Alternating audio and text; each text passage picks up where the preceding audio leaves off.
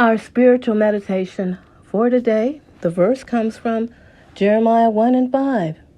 Before I formed you in the womb, I knew you. Before you were born, I set you apart. I appointed you as a prophet to the nations.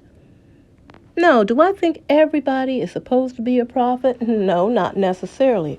But I do believe that we were each created by God in the image of God to be who He called for us to be.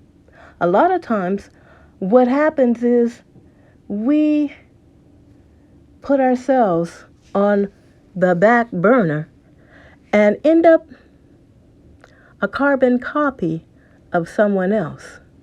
And when you do that, well, you aren't living up to the purpose and the calling that God has for you.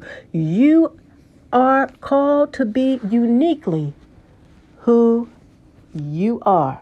And you cannot allow what others think you should be to interfere with who God called you to be.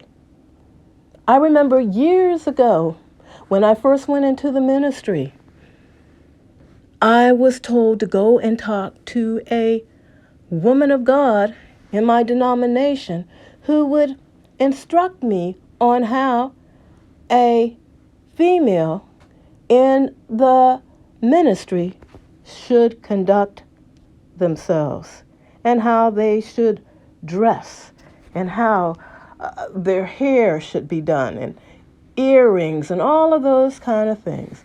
Well, anybody that knows me, they know that one thing is that I love colors.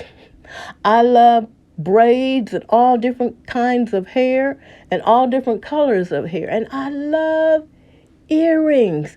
Love, love, love, love them.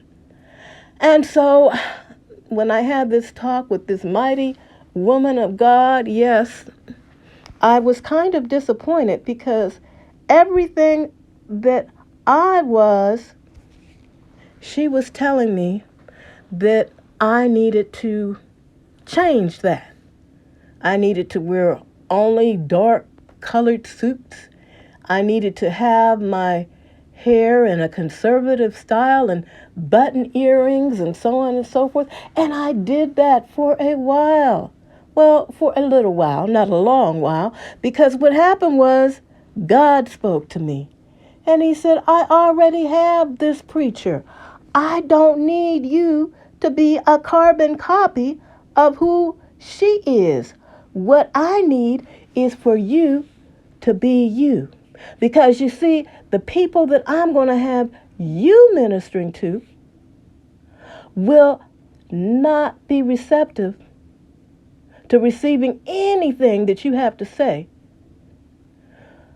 dressed like that. You have to be who I called you to be, with your unique self, with your braided colored hair, with your earrings, with your unique self. You have to be you. And you know what? God never lied.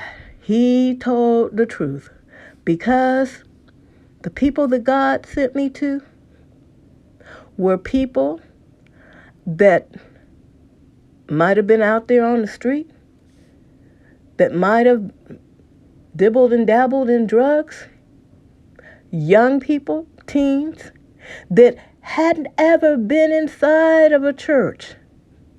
But guess what? God put them in my path. And as a result of that, we started having church.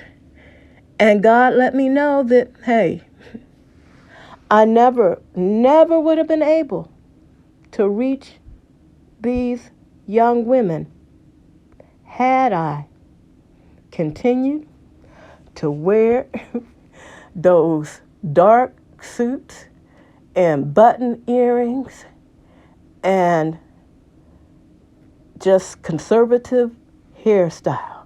Because that isn't who God called me to be. So I'm saying to you, my friends, there's only one you, and you're the only one that can do that.